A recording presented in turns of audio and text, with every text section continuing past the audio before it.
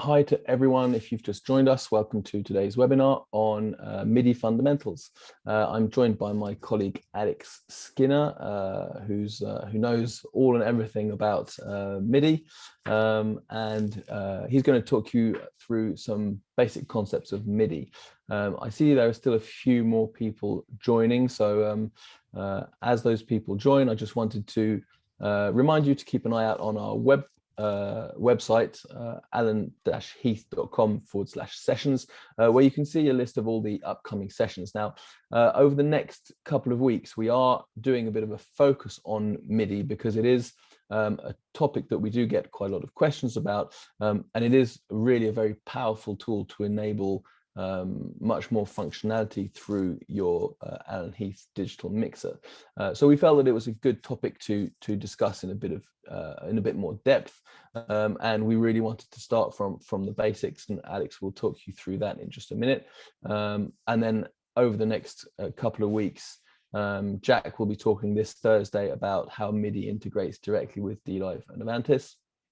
Next Tuesday, 22nd of June, my colleague Martijn will be talking specifically about how you can integrate MIDI with the entire Alan Heath universe. So how you can bring external MIDI from external devices into the Alan Heath digital mixer environment, and how you can bring MIDI out of the Alan Heath environment to other devices, whether those are hardware or software MIDI devices. And then finally, on the 24th of June, Heath Johnson will be live on Facebook to cover MIDI integration with SQ. As always, we have plenty of time for questions and for answering your questions towards the end of this session. But I believe Alex has planned some small breaks in the middle of his presentation because it is quite in depth, let's say. So there are little sections during his presentation today if you do have any questions to ask. So please don't hesitate to use the Q&A box to type in your questions, and we'll happily get back to any of your questions during the session today. So I think most people are on board. I just wanted to add, for me, I think MIDI is a very interesting topic because even though MIDI it's not a new protocol. MIDI has existed for a very, very long time, and even though MIDI isn't directly designed for our application, it comes from a different kind of environment that Alex will mention in a few minutes. It really does allow a whole range of opportunities for digital mixers, and it offers lots of functionalities and lots of opportunities to enhance what you can do with a digital mixer, even more so an Alan Heath digital mixer, and not necessarily if you're working on very high level productions. It can even be very useful for small scale stuff. You might be working in a bar or in a small club or a small theater, and you can use MIDI to trigger multiple things. You might trigger a scene change on your digital mixer, but you might also be able to trigger a music playback from a playback software. You might be able to trigger a lighting console, and you know, there are lots of applications where, you know, at the press of a button you could launch background music, have the console change to a scene where the background music is at exactly the level you want, and at the same time you make the lights go up because it's the end of the show, or you dim them just before the show starts. So lots and lots of applications where MIDI is practical. And so I think today the goal of this MIDI fundamentals webinar is to maybe demystify some of the basics so that you might feel it's a little bit more accessible to your application, or just come up with some ideas about how you could use MIDI to make your life easier, or to make your environment a bit more advanced and a bit more complex. So with that said, I will hand over to Alex, who will talk to you about MIDI for about half an hour, and then we'll happily take your questions. And again, don't hesitate to drop those questions into the box during the webinar as well. So Alex, over to you. Great, thanks, Val. Okay, so yeah, as Val said, we're going to go over some MIDI fundamentals today, and I wanted to kind of cover three main topics. So what is MIDI? And really attached with that is how to read the A&H MIDI protocols, I also wanted to go over kind of where MIDI is used and give you some examples. I'd also like to, in that section, show you a kind of demo of using MIDI. And yeah, so how to use MIDI with your A&H mixer as well. So let's get started. So what actually is MIDI? Well, MIDI itself, the word is actually an acronym for musical instrument digital interface. And all that means is that it's a communication language to interface between a controller and a device. It's as simple as that. It's just a kind of control protocol to communicate between two separate devices so that they can control each other. Historically, an example of that is a keyboard, a MIDI keyboard controlling a synth. That's almost where MIDI originated and is where it's kind of most at home. So you have notes on the keyboard and that's triggering sounds within the synth. What does MIDI actually look like? Well, you can see MIDI in lots of different formats, and there's no kind of right or wrong format.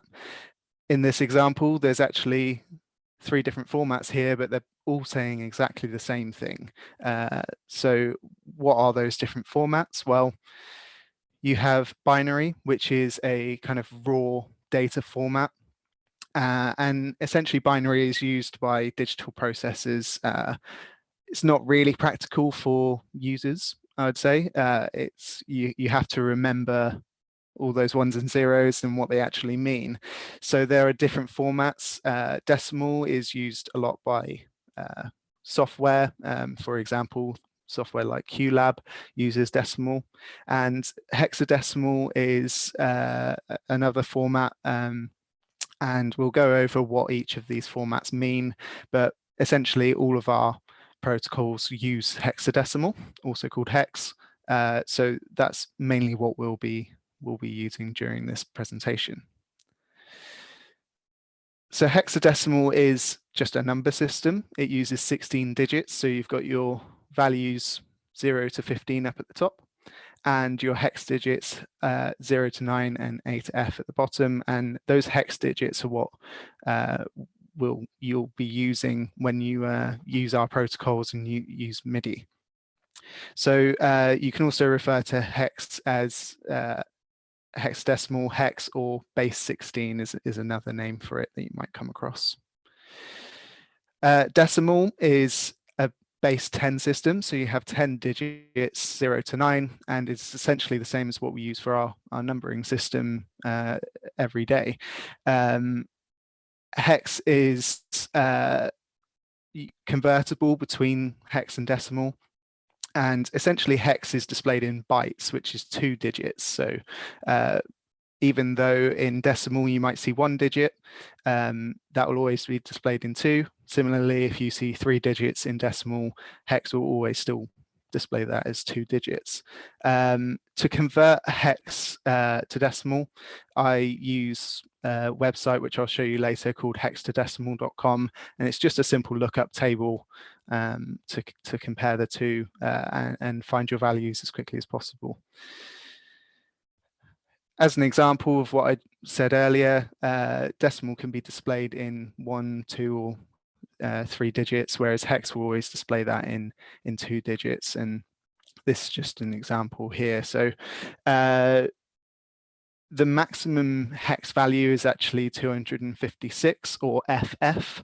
But we, in our protocols, we generally use a max value of 128, and that will be 7F.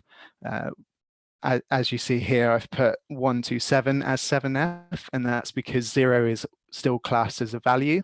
So you still have 128 values, but 0 is the first value. Hope that makes sense so far. So going back to this example of using a keyboard with a synthesizer, something else I wanted to kind of describe is a thing called MIDI channels. So in this example, you are simply connecting one device to another, and they can use MIDI to communicate and control each other. But what if you have one controller, but you have multiple devices that you want to control. Or, for example, what if you have multiple controllers and multiple devices, but you need to connect them in a way similar to this? Well, this is where MIDI channels come in. So you can use MIDI channels to make sure that the controller is controlling the device that you want it to control, and you can have those hooked up in any way, shape or form that you like, and they'll still control that specific device that you want it to. So MIDI channels, there are 16 of them, and each of them are assigned a hex digit. And in our protocols, we use the letter N to denote where a MIDI channel should be placed, or the hex digit for the MIDI channel should be placed within the MIDI message. So N is just simply a variable within those messages, and you replace that letter with whichever digit you want to use that represents the MIDI channel. So I thought this was a good section to check if there's any questions on what I've said so far. I guess Val will pop up if there's anything. No, there aren't any questions at this point. So either everyone's got it and it's really clear, or everyone's completely knocked sideways. But no, I think that's all very, very, very clear so far. Right. I think it's just to point out that this is not specific to Alan Heath. This is all general MIDI protocol specifications, and yeah, that will be the same for any MIDI device, not just Alan Heath. Yeah, sure. And moving forward as well, a lot of the information that I'll go over, even as we start to look at how our protocols work and how you can read them, the information is still going to be applicable to other MIDI devices. So it's hopefully this is just going to give you a kind of background knowledge on MIDI itself, as well as using it with our products. So moving on then. Cool.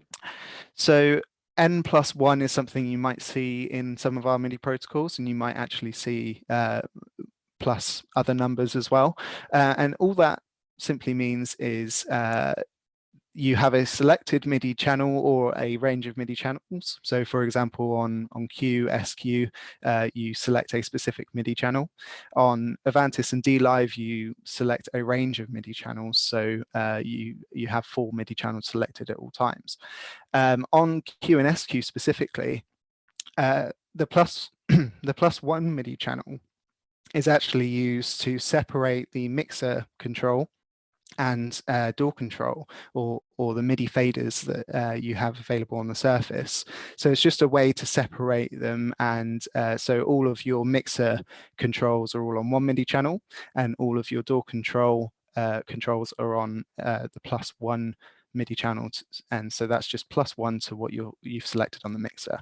And all of that does is replaces the MIDI channel in the message that is being sent out or received. On other mixers, so the DLive and Avantis, they actually use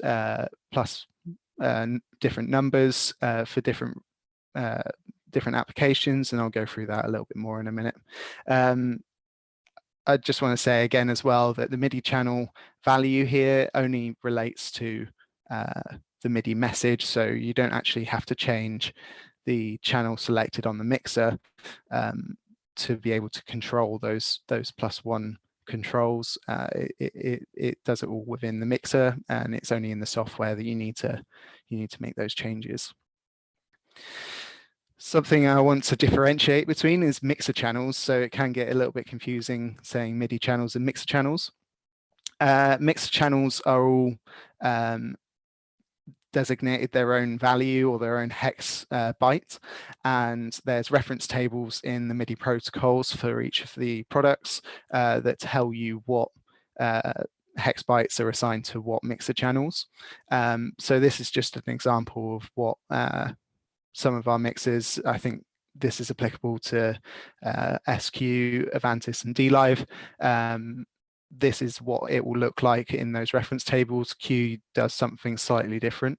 But as an example, here is what DLive does. So with your selected MIDI channel, as DLive has a range of 4 MIDI channels selected at once, your first MIDI channels, let's say it's 12 to 16, 12 will always control all of the input channels, and you have 128 input channels on DLive, so that's all 128 channels controlled on one MIDI channel. And the plus numbers allow you to control different aspects, different channel types on the mixer. So it depends how you've got the mixer configured. For example, you might not have any stereo groups or stereo auxes. But yeah, so this is just how the channel assignments work, and the MIDI channels work within DLive and Avantis. It's less applicable to Q and SQ, so they do something slightly different. Cool. So I just wanted to stop on this for a second to give an example of this, to make sure that it's absolutely clear. So for example, if you'd mentioned on DLive, you'd selected MIDI channels 12 to 16 as the MIDI channels you were going to use to control DLive. If you had a fader in a DAW and you wanted that fader to control your input 1, for example, it would need to be controlling MIDI channel 12. Is that correct? But if I wanted the same fader to control the mono group 1, it would have to be MIDI channel n+1, so 12 plus 1, MIDI channel 13. Is that right? That's exactly right. Yeah, that's exactly how it works. Great. And then obviously we'll talk about the specific parameters of the channel that you want to control, etc. But the reason for that is because obviously in one MIDI channel, there's only a limited amount of parameters we can control. And on something like a DLive, there are hundreds and hundreds of parameters we want to control. So once we've got to the end of 128 parameters, the 128 input channels, for example, we need to move to the next MIDI channel so we can start to control other parameters. That's correct. Yeah, that's exactly how it works. And there's other variables as well, which I'll go over next, which is MIDI messages. So we've talked a bit about MIDI channels, and you have different message types, and I'll show you in a minute how that kind of looks in terms of the actual MIDI message. But essentially, these are the kind of most common MIDI message types that you'll come across or you'll probably use. So for example, note on and off, you'd probably use quite commonly, especially on DLive and Q, for mute messages or soft keys. And control change messages you'd generally use for kind of faders, program change, generally for scene recall, and system exclusive for a variety of things. So I've put down there X next to the F for system exclusive, and I've put that simply because the MIDI channel isn't generally used in that first hex byte for system exclusive messages. So this is always the first hex byte for any message type, and it denotes what type of message it is for whatever's receiving the MIDI message. Some products use other types of messages as well. So this isn't the only messages that you'll come across, but the concept is the same. It's the first digit of that hex byte that denotes what type of message it is. And generally, except for sysex, the second byte is always going to be the MIDI channel. Sysex can vary in format, so I'm not really going to cover that today. Hopefully after today, though, you'll feel a bit more confident in reading the protocols. But if you do have any questions after today that you want to go over something, just contact us at support, and we'll be more than happy to kind of talk you through it. With sysex as well, every message that uses sysex will have a start byte of generally F0 and an end byte of F7, and that just shows the software that you've started the sysex message and you've ended the sysex message. And our products specifically have a header to tell the software and the mixer what model and mixer you're expecting to control, just so that you can differentiate, because obviously sysex doesn't have a kind of fixed format. So it's just making sure that you're controlling the correct device. So looking at each message type in a bit more detail, note on off messages originated from literally the keyboard controlling the synth. So when you press down a key or a note, you're turning that note on, and when you release it, you are turning the notes off. So it's simply a kind of press and release action, and a way to show that that is happening. According to the MIDI spec, a note off message, or a note on message with a 0 velocity equals a note off message. So as I mentioned before, the 9 or the 8 in this example denotes what type of message it is. If you sent a note on message which starts with a 9 but with a 0 velocity, and velocity is just how hard you're pressing that key as an example, then it will actually equal a note off message. And I'll show you what that means here. So you have 3 bytes within a note message, and that first byte, as I said, is going to denote what type of message it is. So it will be an 8 or a 9 in this example. That second digit in byte 1 is going to say what MIDI channel you're using. Byte 2 is going to be what type of, or what note you're actually pressing. So for example, you could be pressing C#1 on a keyboard, and that will have a hex byte associated to it. And that's what will go into byte 2. And then byte 3 is the velocity. And as I said before, with our products, we use up to 128 values. So you have 128 different velocities available to put into this message. So in this example, I've put 7F as the maximum velocity. So in decimal, that would be 127. And that's the kind of maximum value you can use as a note on or off message. In our protocols, any velocity that's above a 40 in hex is a note on, and any velocity that is 3F or lower in hex is a note off. Moving on, we've got a control change message. So this is simply most likely to be used as a kind of fader controlling or a kind of rotary pot that has a minimum and a maximum value, and essentially it has a parameter as the byte 2 instead. And obviously the type starts with a B to know that it's a control change.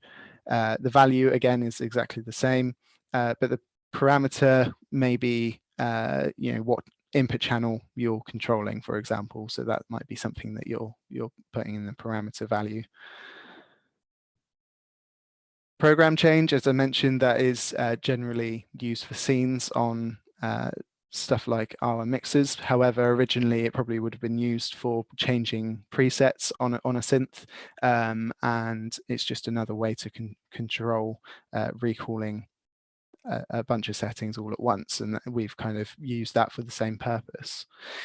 A program change only has 2 bytes in it. So when you send that program change message, you're selecting which program you want to recall, and the type just starts with a C to know that it's a program change. Something else to note here is that, as I've said previously a couple of times, we have 128 values within each byte. So that just means that in this instance, you only have access to 128 programs. DLive, Avantis, and SQ have a lot more than 128 scenes available. So how do you get around that? Well, you use a thing called bank messages, which is actually just a control change message, and that selects which bank of 128 programs you're looking to recall. Another type of message that hasn't been mentioned previously is NRPN. And that stands for non-registered parameter number. Essentially, an NRPN is used when more than one item of data needs to be sent to control a parameter.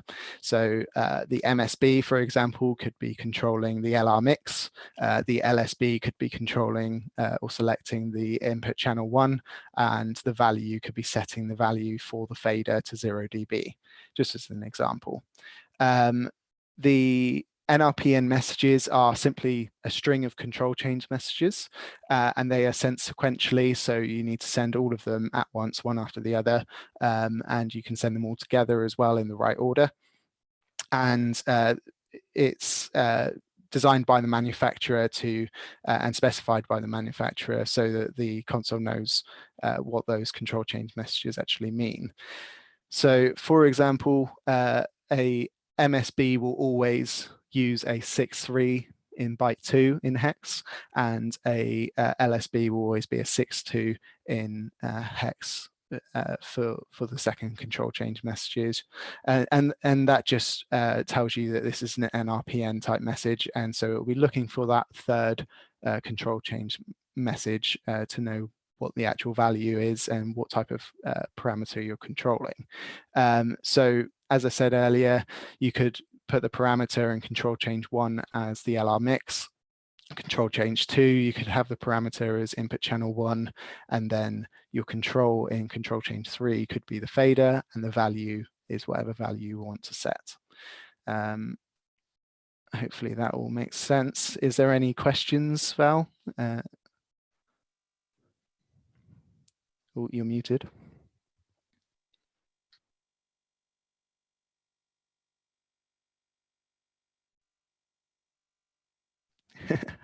No problem. Well, just to carry on a little bit about the NRPN messages, something else to mention is that you can have a coarse value and a fine value here. So you could have a fourth control change message on the end, and that control change 3 could be adjusting the coarse value that you want to set, and control change 4 could be setting the fine value. As I mentioned, you have 128 possible values. So with the coarse and fine option, that's up to 16,384 possible values that you could have to be controlling your fader. Hopefully you can hear me now. I can, yes. Oh, good. There we go. No questions so far, and people haven't left in droves, so I think they're getting it so far. Again, please don't hesitate to pop in any questions. This is really, I just wanted to underline that this is a lot of information in one go if you're just getting started in MIDI. In reality, a lot of this is fairly transparent once you're actually using MIDI to integrate with the console, but it's important to understand where this is coming from, and as you move forwards into MIDI, this will get more and more relevant as you can program more and more complex parameters with MIDI. Yeah, sure. I completely agree as well that you need to really kind of sit down and use it to get your head around it in a lot of ways, and hopefully with the demo I'm going to show you later, it will start to make a little bit more sense and click. Cool. So the next section I wanted to go over is kind of where MIDI is used. Obviously, I've already mentioned that you historically would use MIDI when you have a keyboard controlling a synth, and the output of that synth is then audio, music. Nowadays, we've moved more to a kind of digital platform. So you have MIDI controllers controlling software plugins and software itself, and that is how you are outputting your music. Now, with our mixers, again, we're still using computers with MIDI, and there's no more of that kind of 5-pin DIN cable that you might have come across and associated with MIDI in the past. Especially for SQ, MIDI is generally used with DAW control. So your digital audio workstation having control over the faders within that, and if you have soft rotaries controlling plugins as well, it is all using MIDI. Another example is third-party control systems. So for example, we have drivers with Crestron, AMX, Extron, Neats, and Kramer, and they are all using MIDI within their third-party control systems to control our mixers. So AHM is a good example of that for your kind of install projects. You might well be using MIDI with that. Another example is using MIDI to create redundancy. So in this example, I've used the bone box, which is something Martijn is going to cover in his session later on. And essentially the bone box is acting as a host, so you could use a computer instead. And it is passing the MIDI messages sent from one device back out to another device. And in this example, you could use it to create redundant mixing. So any changes that you make on the SQ, as long as it sends out MIDI, it will update the other SQ connected. So that's another example. And my last example is show control. So for example, programs like QLab used with DLive is quite a powerful tool for an example of using MIDI, as you can trigger all sorts of things and use the DLive to also trigger other devices via QLab for all sorts of things. So I thought this would be a good time to do a quick demo. Hopefully this will work. So here I've got the DLive Director app set up, and I'm simply using it with a loopback address via the MIDI control driver to connect it to QLab so that we can see some changes going on.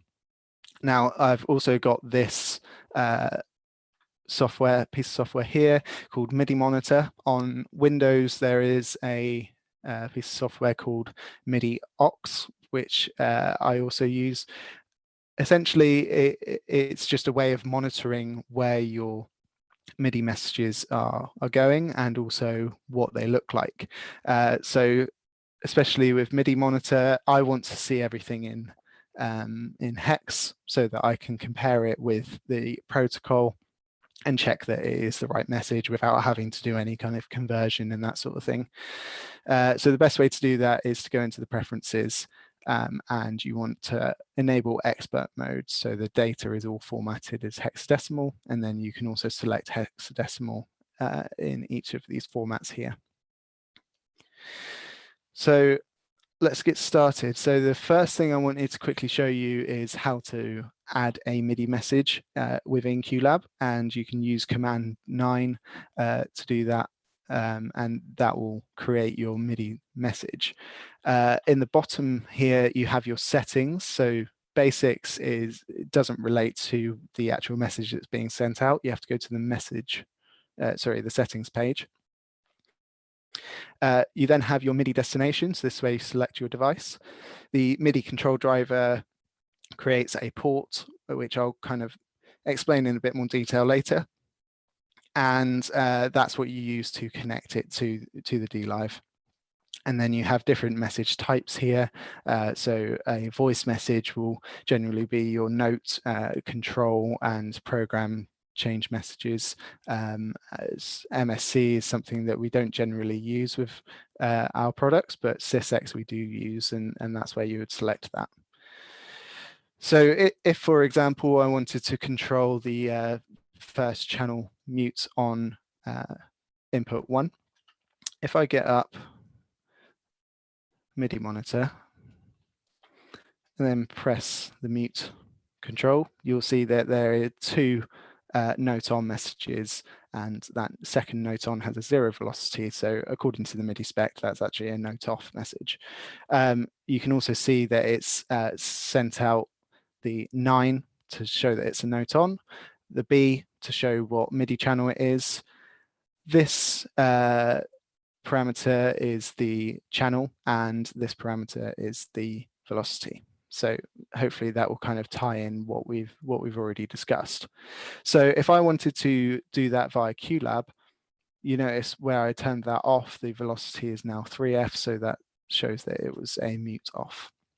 If I wanted to do that in QLab, I can send just the first note on message. And so I've already selected note on down here. I can select what channel it is, and I know that I've got channels 12 to 16 selected on the DLive. I can select what note or channel number in this example I want to control, and 0 will be for channel 1. And then my velocity, I want to turn the mute on. So I know that the velocity for turning that on is going to be 7f in hex, which is the max value. And so that's going to be 127 velocity in decimal. It's probably a good time to note that QLab uses the decimal system instead of hex. So you do need to use your conversion tables for that. And I've got the hex to decimal number chart up here so that I can make those conversions quickly and easily. So now I've set that up in QLab.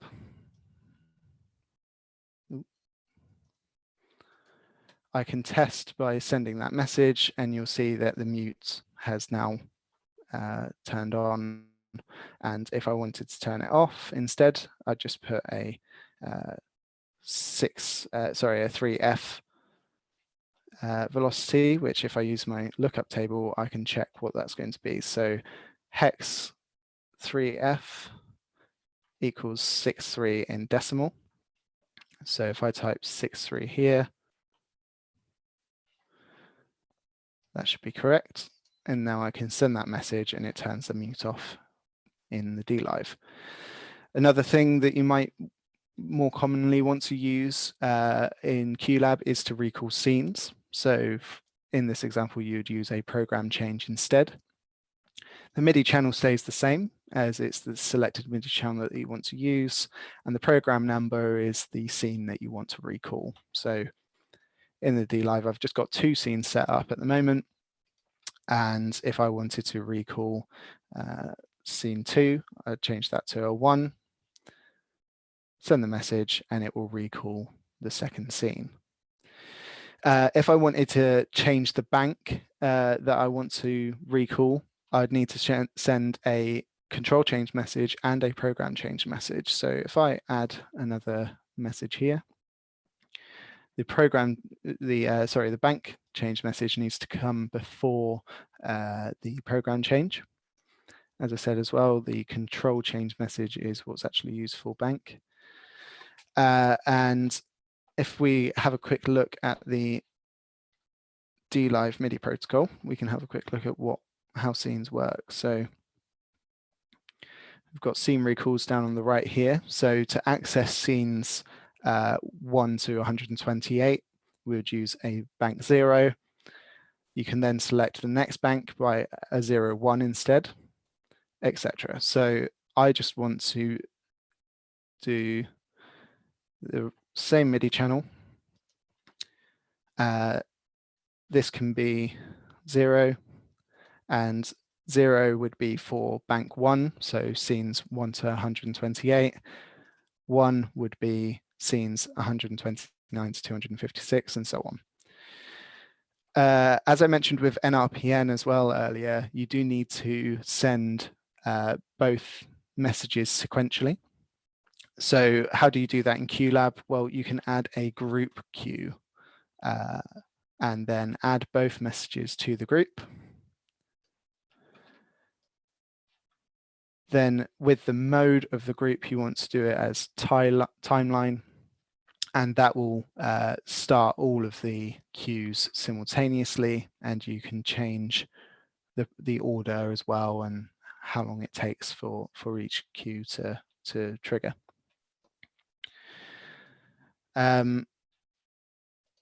I haven't got any scenes set up for above 128 in this example. So just to show you that if I press go on that group and I get it to recall my first scene again, that then recalls the first scene. With groups in NRPN, as I mentioned before, you have multiple control change messages, and that's how NRPN works. So if I add another MIDI message in here, we can show a fader moving. So we've got one control change, and these all need to be set to control change.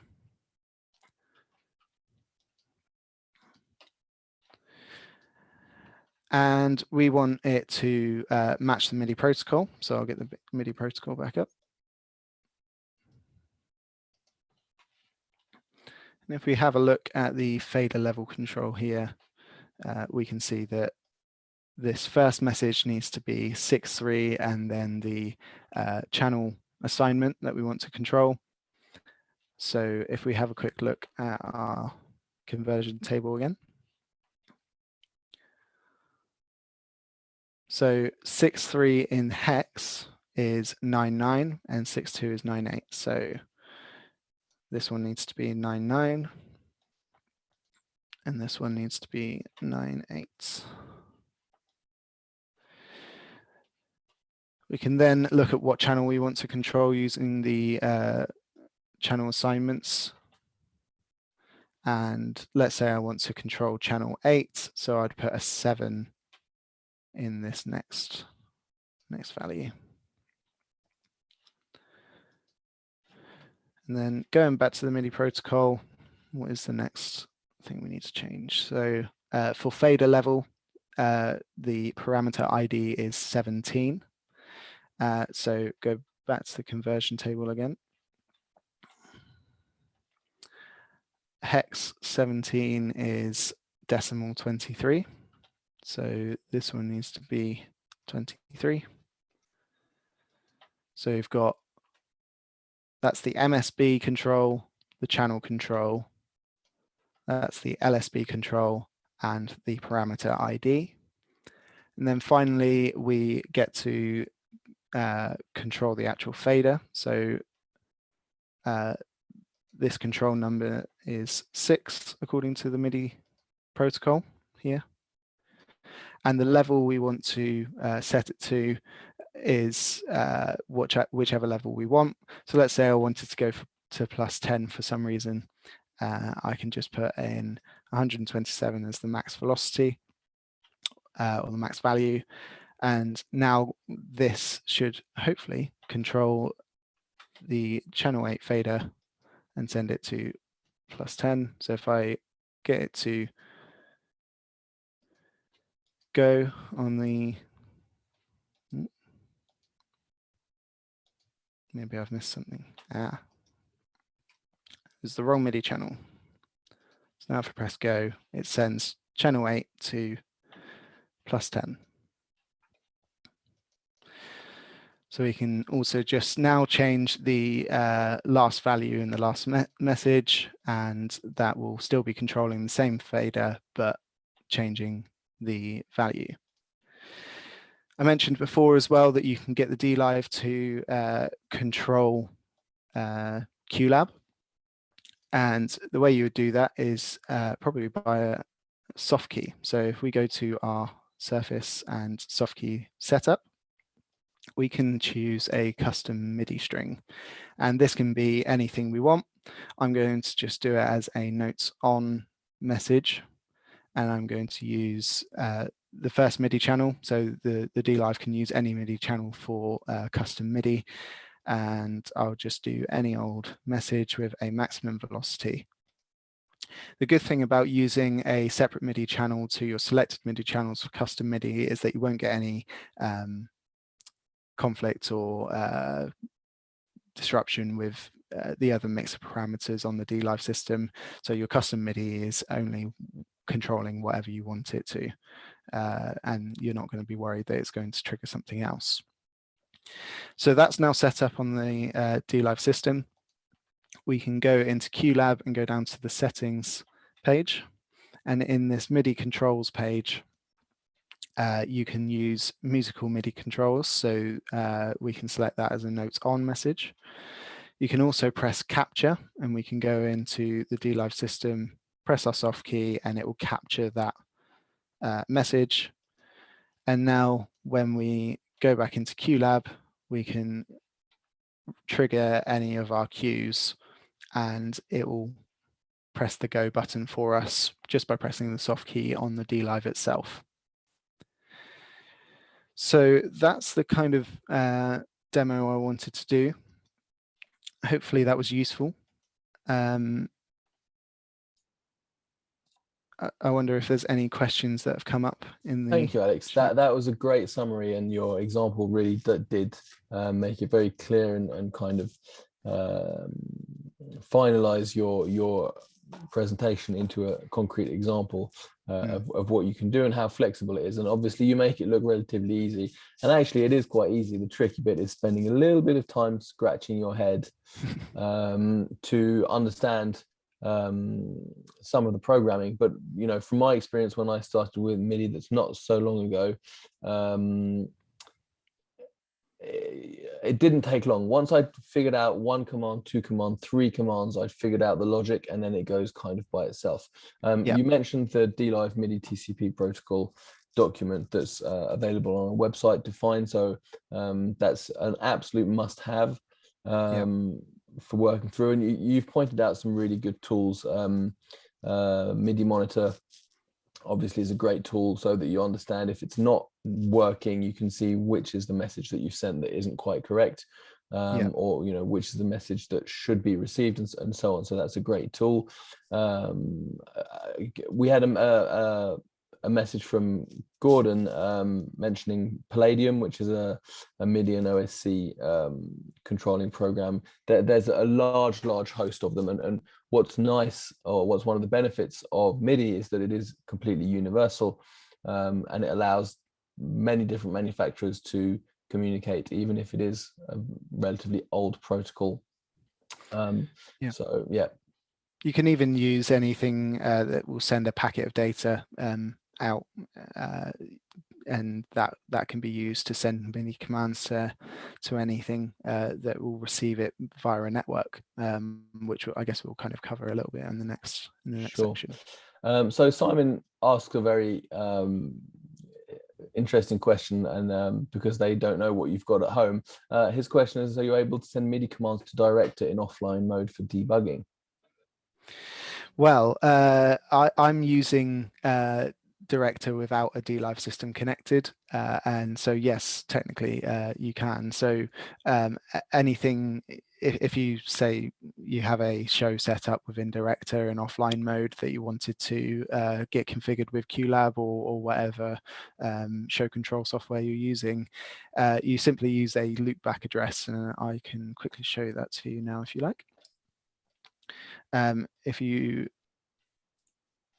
in the MIDI control protocol, I'm just selecting DLive using the MIDI through and TCP IP, and the address I'm typing in is 127.0.0.1, and when you press connect, that's now looping back into whatever MIDI is coming out through your computer. And so any MIDI that I send out from Director is now picked up in the MIDI control port, and so you'll see that it's seen there. So yeah, you can totally do it. That's great, and it is a great tool to spend time and you know, geek out in the middle of the night if you want to run off. James wants to know, yes, I didn't mention this, but this is recorded and it will go up on YouTube in the next few days' time if you want to look at this again as a reference, and absolutely will be going up. We've got lots of questions coming in. Let me just have a quick sift through. Is MIDI Control 2.0 compatible with firmware 1.85 on DLive, or do I have to use DAW Control 1.71? Trying to use it with Super Rack for scene changes.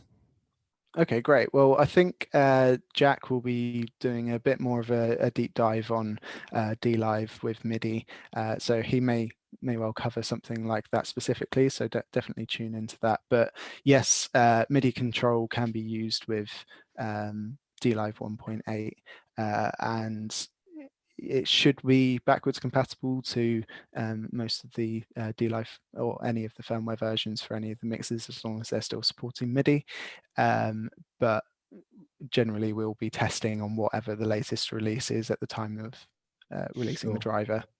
Yeah, and Chris's question on that topic was because he's looked through some videos on YouTube already and struggling a bit to get his scenery calls to work. MIDI control and DAW control are very similar. It's just because MIDI control offers functionalities beyond just DAW control, which is why we changed the name, but essentially it's built around the same software, so there shouldn't be any compatibility issues.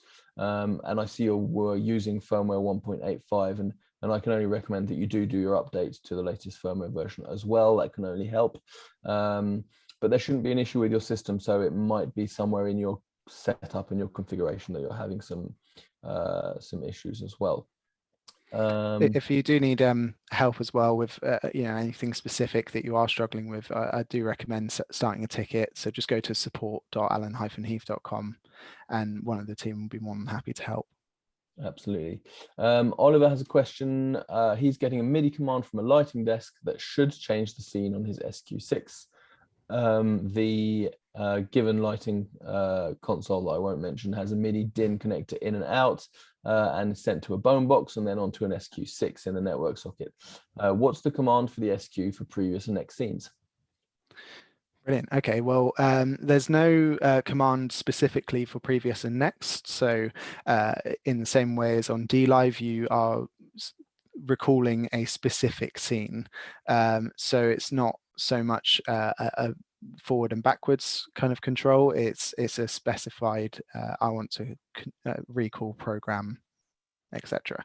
5 or 6 or yeah, exactly.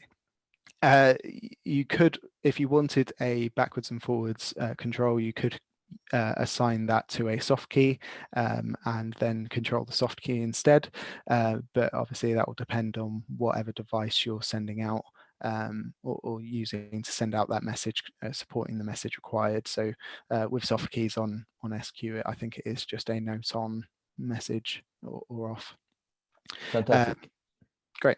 Yeah. Do you have where can we find documentation on which commands we should be using? So all of the MIDI protocols are all on the Alan Heath website. So if you go to the specific product and then the documents tab, you'll find the MIDI protocols there. That's great. Thank you very much. Just flicking through some of the other questions. Yeah, Gordon mentioned that documentation says that offline editor is not functional, but it does work. So as Alex mentioned, using that IP address allows you to do an internal loopback to make that work. And he also wants to know whether EQ will be controllable with MIDI. Is this for DLive? It is, yes. Okay, well, I'm not sure on what future features be coming out, but currently know that it's not possible to control EQ as far as I'm aware. Cool. Okay, we're working our way through it. And I've got one more question from Martin. How to get MIDI over TCP/IP port 51325 to a state of mute of the effects return on Q16. The state of the mute of the effects return. Okay, so I think you'd need to use a get system state to get the system state messages out. However, I'm not sure that the mute status is included in the get system state message dump that comes back when you send that command. So currently I'm not aware of a way to get the mute status. However, if you open a ticket with us, we can have a look at that in a bit more detail, and I can have a chat with the software team about that. Fantastic. I think we've knocked out the bulk of the questions, but I'm really happy to see those questions coming in because it's very clear that there's a lot of people getting their hands dirty in MIDI already and with very Great, specific applications. Brilliant. Well, yeah, I'll carry on with the presentation then in that case. So the next thing I wanted to look at is actually how to get started with using MIDI with your A&H mixer. And Martijn and Keith and Jack will all be going through this in a bit more detail. So I'm just going to give you a little bit of an overview now. So Avantis and DLive use the network port via TCP/IP to send and receive MIDI. This is the same for Q and SQ. However, they have a USB-B interface on the back, which also can be used for MIDI. It's probably good to note that the USB interface doesn't support sysex messages, so that you would need to use the network port on either of those mixers. With the USB interface as well, when you connect it to your system, it will create its own virtual MIDI port, which I'll go through in a minute. But TCP doesn't, so you do need to use the MIDI control driver whenever you want to use TCP/IP. This allows you to type in the IP address of the mixer, or it might pop up in the drop-down menu there. And when you connect it via TCP/IP and have the MIDI control driver running, this will create a virtual MIDI port which you can point to in the software. Just going back, actually, the protocol here defines what you actually want to use the MIDI control driver for, and I'll go through the different types of protocols that you can do, and it will also come up with a MIDI channel if it's applicable to the protocol that you're using. So virtual MIDI ports are created either by the door control driver or the USB interface, and they can be either used within the MIDI control driver itself to connect to and from the mixer via the USB interface, or by the application, essentially to interface between the application and the driver, or the application and the mixer. So that's all the virtual MIDI ports are, and if I mention that, that's what I mean. Door control was the original intention for the MIDI control driver, and that's kind of why it was called door control driver originally. And essentially all it's doing is taking the MIDI that is sent out from the mixer and translating it and converting it into popular protocols such as Mackie or Huey. And essentially the reason for using Mackie and Huey is they are standardized door control protocols, so most doors will support them, and so using one or the other is generally a good option. Within those protocols originally, they would use a single bank of 8 faders, and so we create multiple virtual MIDI ports to the door control or door application to account for each bank of 8 faders. Obviously, you have more than 8 faders available on all of our products, so it just allows you to make use of all of those faders within the door control software, and you need to use each virtual MIDI port to be able to do that. The next protocol that you might use is MIDI through, and essentially all this is doing is passing the MIDI that's coming out of the mixer or the application straight through the MIDI control driver. So if you're DLive or Avantis, you want to connect to it via QLab or whatever show control software, then you'd probably use MIDI through to allow you to simply control the mixer using the messages that we've defined in the MIDI protocols for that mixer. So that's where you would use MIDI through. And the last protocol is the CC translator. So this is something that we came up with to make controlling the mixer slightly simpler. So for fader control and mute control, you'd have to send multiple messages to be able to control them, and CC translator allows you to have simple messages just using a single CC message or a single note message instead of an RPN in your application, and the MIDI control driver will convert or translate that simple MIDI message into the NRPN that's required by the mixer. I can do a quick demo of that if anyone would find it useful. if I quickly get this up. So I can change the protocol to CC translator and continue with my loopback address. And as you'll see in MIDI monitor, if I move a fader now,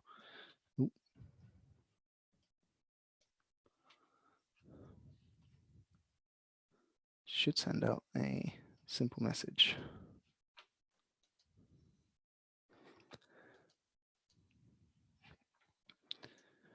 So it's the single message for a note on or a note off, and a single message for the fader as well.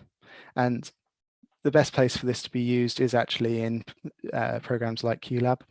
So if I get rid of these MIDI messages, I can use just a single control change message, and I can control the first, let's go for channel 8 again. It does need to be the correct MIDI channel for the input channel you're using, and I can use this to fade a channel as well. So if I do fade over duration for 5 seconds, I can give you an example of that. And you do need to select the correct MIDI device. So as I've changed things around,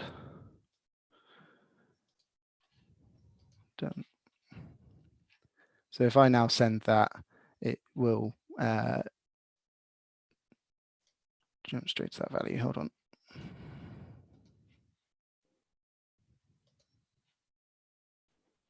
So you'll see that it will allow you to do a fade instead of just a single jump. So that was the kind of main intention for the CC translator, and obviously to make it a little bit simpler to be able to control your mixer. So that's all the different protocols, and that is also the end of the presentation. So I guess if there's any new questions, we can cover those now if you like. Alex, thank you. That was really good, really straight to the point, and I think even it cleared even some stuff up for me. So good. No questions at the moment. Some compliments that it's been very fulfilling and interesting. Again, time for your questions is now before we bring this webinar to a close. In the meantime, again, I'll just encourage you to check out our webpage, alan-heath.com/sessions. We've got some more sessions that are going to be announced for July over the next couple of weeks. Hopefully no one's going to be available for any more sessions because you're all going to be out doing events and shows and theatre performances and corporate events as well. That's all we can hope for everyone as things move forwards. But if not, we'll be here most Tuesdays, Thursdays, whether it's Alex, Keith, Jack, Martine, or myself. We'll continue with the content until we are also allowed out of our boxes to come and see you guys in the real world. So I don't see any more questions coming in, but I want to take this opportunity to thank everyone for joining us today. Also, thank you to Alex for spending some time with us and sharing the MIDI message, pun intended.